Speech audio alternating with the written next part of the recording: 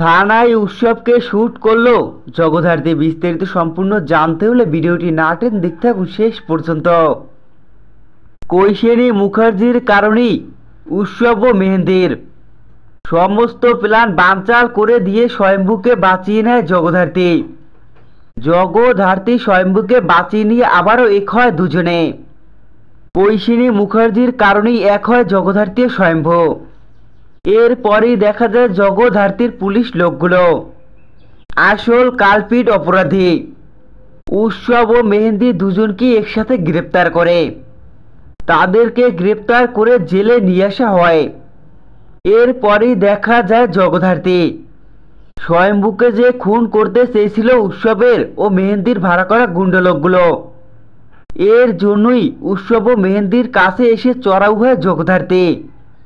জগদ্ধাত্রী যা সান্না রূপে উৎসবের সামনে এসে উৎসবকে একের পর এক জেরা করতে থাকে। একের পর এক জিজ্ঞাসা করলেও কিছুতেই উৎসব নিজের মুখ খুলতে চায় না। তখনই দেখা যায় জগদ্ধাত্রী উৎসবকে এনকাউন্টার করে দেওয়ার জন্য শ্যুট করতে লাগে।